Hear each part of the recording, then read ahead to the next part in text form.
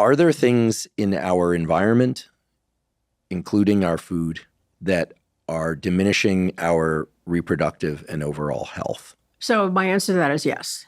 I think there's no question about that.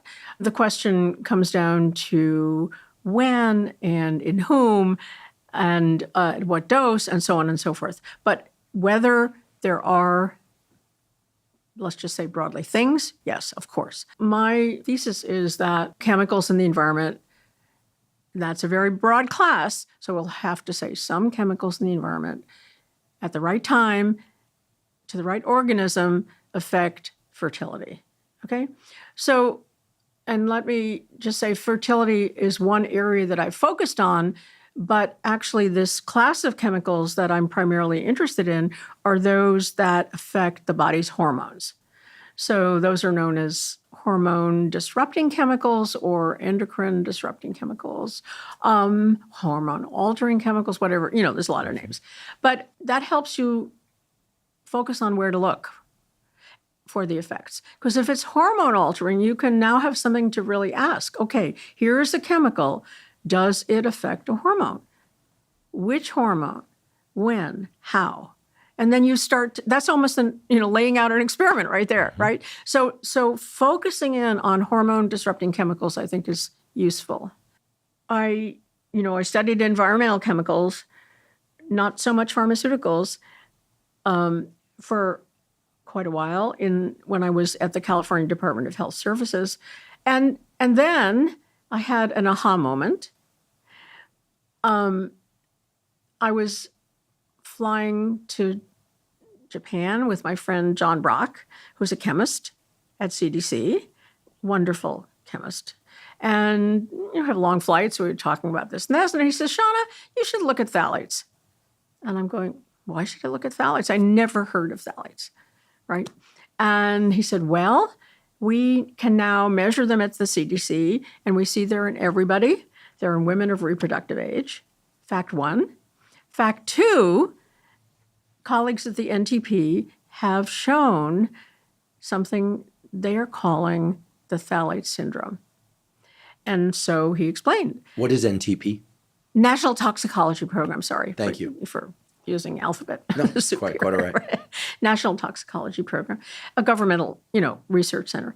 And their job is to look at chemicals and see what is the toxicity. So it could be reproductive, it could be carcinogenicity, it could be neurotoxicity. That's what they do.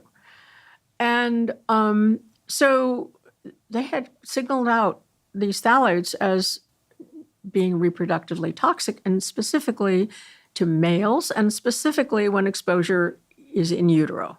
Pregnant mom is exposed to phthalates, and somehow the fetus is disrupted. Yes. If you don't mind, I'd like to know, is mom ingesting phthalates in the form of food? Is she inhaling phthalates? Are they landing on her skin? What are the modes of entry into the body of the mom that, let's just assume it goes through the placental barrier into the fetus and is impacting fetal development? Right. So in those experiments, it was through food. But we are exposed in all those ways you mentioned. Every way that something can get into our body, phthalates get in there. But let's come back to that. Let me go to the experiment at NTP. So what they did at NTP, National Toxicology Program, they fed mother rats various doses of these various phthalates.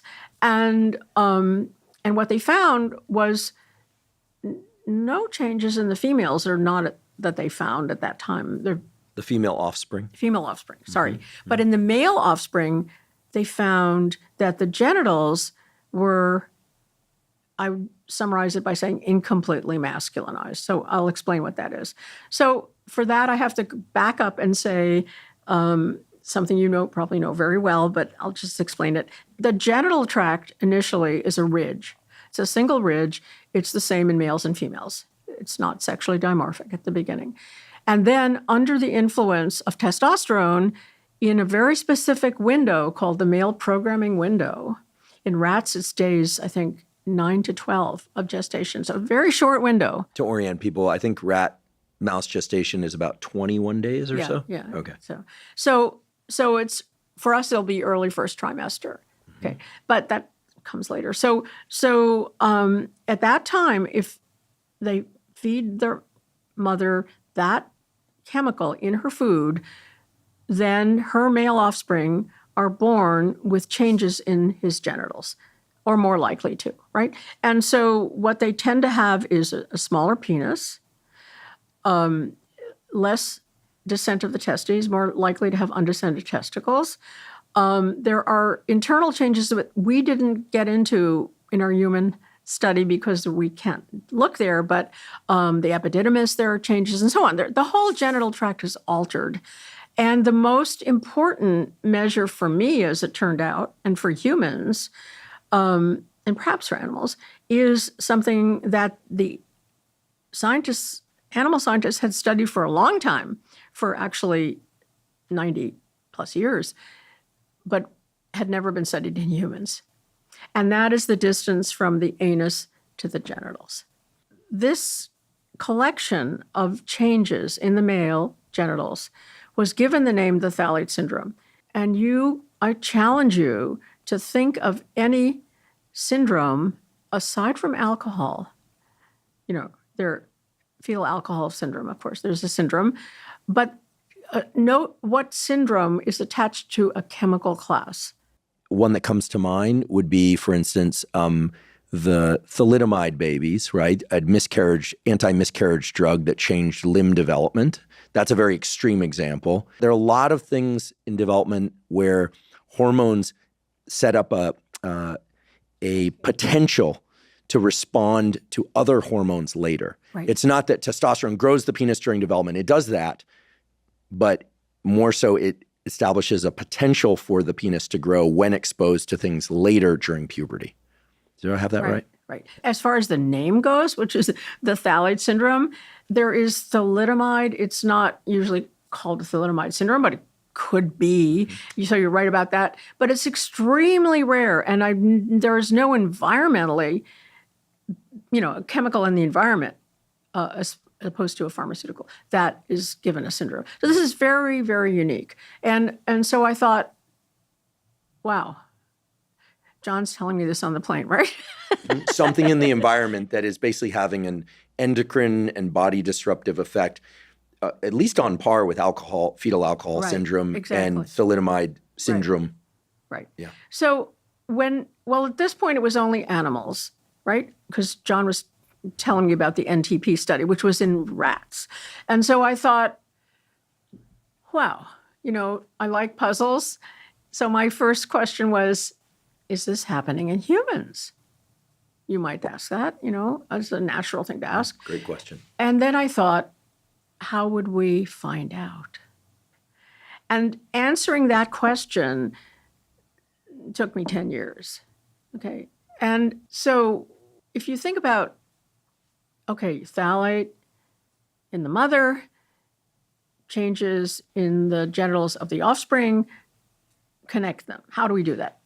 Right? So we have to start with phthalates in the mother. So how do we know that? Well, fortunately or not, I had stored a lot of urine from pregnant women from a study that I was doing on sperm count. I just got the women's urine coincidentally, if you will. I thought, well, save it. It's not expensive and not hard. Minus 80-degree freezers, doesn't take a lot of room. Put it in there. So I had this urine saved from pregnant women. And then I knew from John that we could look in the urine for phthalate metabolites. So these are products that the body forms when they're exposed to phthalates, and you can measure them in the urine. So I thought, okay, I could get that urine, I could look at the phthalate metabolites, and then I'd know what the mother was exposed to. And based on the animal data, we have good evidence that it actually makes its way to the fetus. So then I thought, okay, then maybe there's a change in the babies. So then I had to get the babies. So fortunately, I had done this study on pregnant couples, pregnant women and their partners, and I was able to call them and say, would you come in and let us measure your baby's genitals, right? How And willing were parents to let you yeah. do that? That They, seems. they were okay. Most of them Were were they? okay with that. Yeah. Yeah. Mm-hmm. Well, they trusted us. You know, they had been in a Sure. study with us, and we were reputable. Those babies were still Young, but Yeah. not newborns. So this was a while later. The babies that we actually got were on average, I think, about 12 months old. So not ideal, maybe, because the rats had been measured at birth. The rat genitals had been, but that's what we could do at that time. Yeah, the reason I ask is there's always the potential for ongoing phthalate exposure to Sure. the newborn. Absolutely. But I suppose in either case, you're able to draw some potential link between, or potentially draw a link, I have to be careful with my language there, between phthalate exposure in utero and ex utero and these external biomarkers. I mean, given that the critical window is quite short and quite early, by the way, let me just say, when the rats, they did a lot of work on this critical window. And when the rat moms were exposed before day 9, it did nothing. And when they were exposed after day 12, it did nothing. So it was only the exposure during that critical window is very delicate. And it's, by the way, true of the brain as well. So teasing out what is the critical window is one of the challenges that we have when we work with these chemicals. So I wasn't so much worried about exposure in the delivery room and, in their feed as in the first year of life, because I knew that was unlikely to change these measures. To my knowledge, this is the first time it was used as a toxicological measure in humans. Right. So we did that study. We related those measurements to what CDC had measured in the urine of our women collected while they were pregnant. And we found the phthalate syndrome.